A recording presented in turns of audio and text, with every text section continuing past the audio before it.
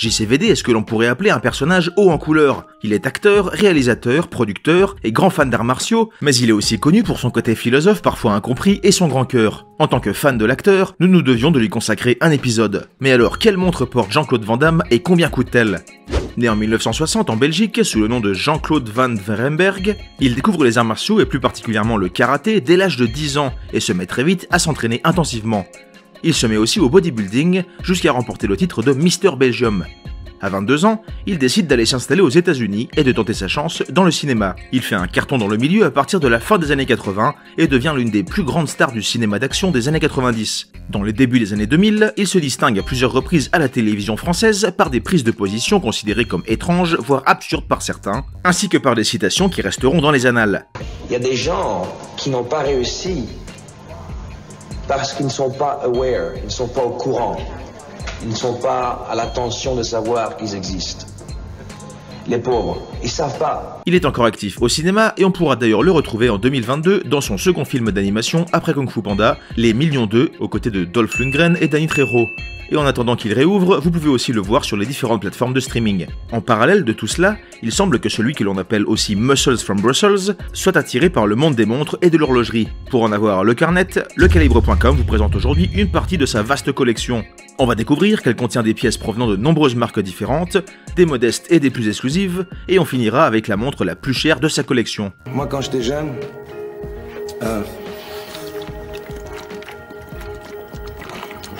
le Dorlo, dans 20-30 ans, il n'y en aura plus.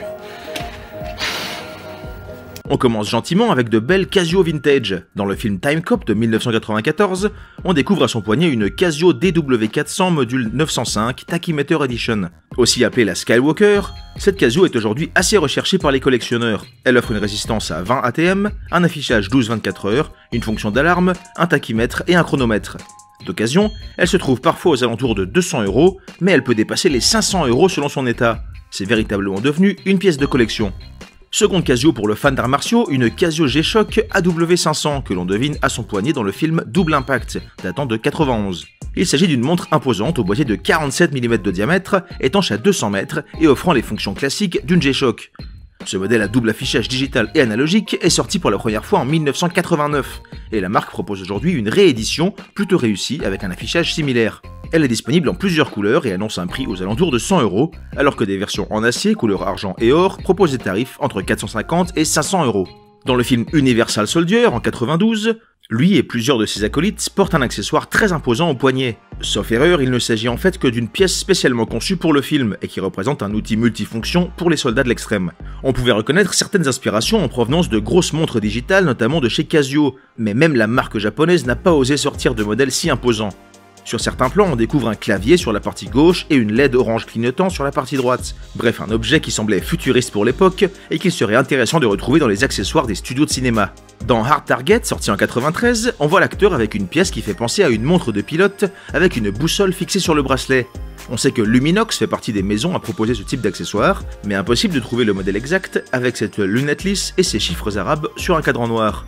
On avait parlé de Luminox dans une vidéo consacrée aux montres d'aventuriers. On vous met le lien en description pour ceux que ça intéresse. Il est également possible qu'il s'agisse d'une boussole rajoutée, comme c'est le cas sur cet exemple. Si vous en savez plus sur la montre exacte, dites-le nous en commentaire. Il faut réveiller les gens, c'est-à-dire qu'il y a des gens qui font leur travail, qui font leurs études, ils ont un diplôme, ils sont contents avec tout ça. Tu as un rhume et tu fais toujours... Faut que tu te mouches. Tu vas mouchoir? Alors, il y a des gens comme ça qui ne sont pas aware. Moi, je suis aware, tu vois, c'est un exemple. Autre montre intéressante de chez Omega cette fois, la pièce que porte JCVD dans le film Double Team en 1997. Une montre qui reprenait peut-être un concept de prototype de l'époque, ou qui était simplement là pour faire en sorte que les spectateurs n'aient pas de doute sur la marque de montre de l'acteur de légende.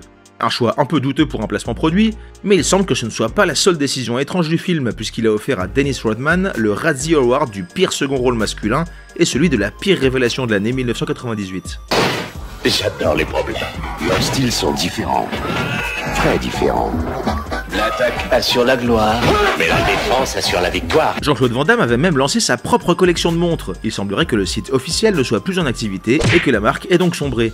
La collection était constituée de montres bénéficiant du label Swiss Made, entraînées par des calibres Ronda et ETA. Certains designs semblent prendre leurs inspirations chez des montres de chez Audemars Piguet, marque dont on reparlera en fin de vidéo, mais aussi de Panerai et d'autres encore. En termes de tarifs, cela varie entre 250 et 4000 € selon les modèles. A priori rien de bien captivant dans ces montres, qui restent d'après moi réservées aux fans inconditionnels de l'homme et de son œuvre. Ceci dit, leur production étant arrêtée, il se peut qu'elles deviennent des pièces de collection. En tout cas, on a vu l'acteur porter ses créations à plusieurs reprises en public, et j'ai bien l'impression que ce gros chronographe au cadran blanc fasse partie de sa collection. Do you like sushi? On le voit ici avec une version de Breitling Chronomat Evolution au cadran noir. J'ai un doute sur le modèle exact, mais on reconnaît les 3 sous-cadrans du chronographe à 6h, 9h et 12h, ainsi que la couronne et les boutons poussoirs caractéristiques de cette montre. Les Chronomat Evolution sont assez imposantes avec leur boîtier en acier de 44 mm de diamètre, sur lesquels on retrouve une lunette rotative unidirectionnelle. Il s'agit d'un chronographe automatique entraîné par le calibre Breitling 13 sur une base de Valjoux 7750, un mouvement robuste et efficace bien connu dans le secteur. D'occasion, elle se trouve entre 2500 et 5000 € selon les références exactes. Monsieur Van Damme semble donc apprécier les montres de pilote, comme on le verra à nouveau un peu plus tard. La collection de Jean-Claude Van Damme nous prouve ses goûts assez éclectiques. On le voit ici avec une Cartier Santos 100 Biton. La montre possède un boîtier carré en acier de presque 44 mm de long pour 10,3 mm d'épaisseur, sur lequel se trouve une lunette en or jaune. La montre offre un cadran blanc sur lequel sont joliment peints les heures en chiffres romains. Elle est entraînée par un calibre automatique appelé le Cartier 049 qui a pour base un ETA 2892 A2. Elle se trouve d'occasion entre 3500 et 5000 €. On en profite pour rappeler rapidement que la Santos est considérée comme la première montre bracelet pour homme au monde, dessinée en 1904 pour l'aviateur brésilien Albert Santos Dumont. On a également vu l'acteur avec plusieurs chopards. Ceci dit, connaissant la collaboration étroite entre la marque et le monde du cinéma, comme on l'évoquait entre autres dans notre vidéo sur les montres de plusieurs acteurs français, il est possible qu'il ne s'agisse que de placements produits ou de collaborations rémunérées. En tout cas, on l'a vu avec cette superbe Chopard 1000 Miglia Chrono Rosso Corsa. Cette édition de 2002 nous offre un beau cadran rouge Rosso Corsa qui reprend la couleur des voitures de courses italiennes du début du XXe siècle. En effet, dès le début des années 1900, les véhicules participant à des courses internationales comme la 1000 Miglia étaient peints en respectant des couleurs qui faisaient référence à leur pays d'origine. On retrouvait donc un bleu appelé Vintage Blue pour la France, un vert British Racing Green pour l'Angleterre, un jaune Speed Yellow pour la Belgique, un gris Silver Racing pour l'Allemagne et le rouge Rosso Corsa pour l'Italie. Sur ce beau cadran rouge, on découvre des sous-cadrans blancs à 3h, 6h et 9h, ainsi qu'un guichet de date à 4h30. La version de JCVD est une édition limitée à 500 pièces au boîtier en titane de 40 mm pour 12 mm d'épaisseur. Il s'agit d'un chronographe automatique qui se trouve aux alentours de 2000 € d'occasion. Seconde montre de chez Chopard au poignet de JCVD, cette Imperial chronographe vue dans The Order sorti en 2001. Il semblerait qu'il s'agisse d'un chronographe entraîné par un mouvement ETA à quartz au boîtier en or blanc de 40 mm de diamètre, serti de diamant. On retrouve un guichet de date à 4h30 et son prix avoisine les 15 000 à 20 000 €. Le voilà avec ce qui ressemble fort à une Rolex D-Date, la montre de la marque à la couronne, surnommée Rolex Président, en partie en raison du nombre de chefs d'État qui l'ont porté. En réalité, c'est le bracelet que l'on trouve sur la D-Date qui porte le nom de bracelet Président. On en avait d'ailleurs parlé dans notre vidéo sur les montres des présidents. Cette montre est uniquement disponible en or jaune, en or blanc, en or rose ou en platine. Il semble qu'il ait une autre Rolex ici, et j'opterai pour une Rolex Submariner 5512, la toute première Submariner avec un protège-couronne. Elle fut produite de 1959 à 1980, offre un boîtier en acier de 40 mm de diamètre, est étanche à 200 mètres et se trouve d'occasion aujourd'hui aux alentours de 20 000 €. C'est une superbe pièce qui a marqué un tournant dans l'histoire de la plongeuse la plus mythique de l'horlogerie et qui a posé les bases de la Submariner telle que l'on la connaît aujourd'hui. Il nous reste 3 montres à découvrir dans la collection de Monsieur Van Damme qu'il porte encore ces dernières années, dont la pièce la plus chère de sa collection. Mais d'abord, je prends une seconde pour vous parler de Chronext qui sponsorise cette vidéo. Chronext est un site d'achat et de vente de montres multimarques basé en Allemagne. Vous trouverez donc des montres de toutes les marques que l'on a évoquées aujourd'hui et bien d'autres encore, parmi leurs plus de 7000 pièces disponibles. Leur gros point fort, en plus de leur vaste sélection, c'est le fait que toutes leurs montres soient authentifiées et révisées par des horlogers spécialistes avant d'être mises en vente. On élimine donc les doutes liés à l'achat sur internet. En plus, si la montre ne vous convient pas, vous avez 14 jours pour la renvoyer et récupérer votre paiement. Alors cliquez sur le lien en description pour en savoir plus et utilisez le code LECALIBRE pour bénéficier de réductions allant de 75 à 750 € sur votre prochain achat. Dans le film semi-autobiographique JCVD sorti en 2008, on a vu l'acteur porter une Hamilton Khaki X-Wind, un chronographe d'aviateur de 44 mm de diamètre en acier monté sur un bracelet en cuir brun. Il est entraîné par le calibre automatique H21, lui aussi sur une base de Valjoux 7750.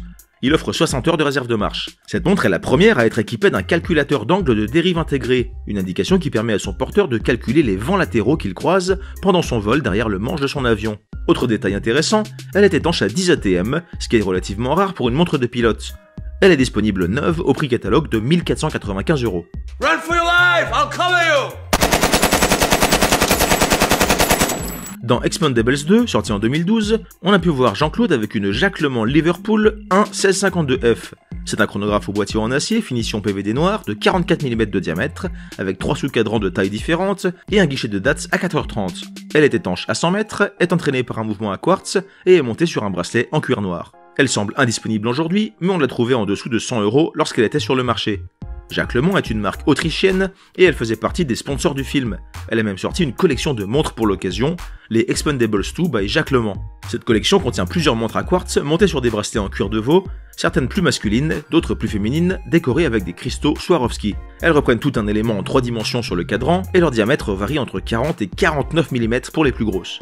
En 2008, on a vu Jean-Claude à Cannes avec la montre la plus chère de sa collection, une Audemars Piguet Royal Oak Offshore, référence 25721 BA. Il s'agit d'une pièce lancée en 96, donc 3 ans après la toute première Royal Oak Offshore qui fut dévoilée en 93. La 25721 BA fut la toute première offshore en or et contribua à faire entrer la collection dans la légende. Elle propose un boîtier de 42 mm en or jaune 18 carats, monté sur un bracelet dans le même métal. D'occasion, elle se trouve aujourd'hui entre 40 000 et 60 000 €. Laquelle de ces montres de ce fanatique d'arts martiaux est votre préférée? Répondez en commentaire, restez aware et on vous met ici 2 vidéos qui devraient vous plaire. A bientôt sur lecalibre.com. See you next time.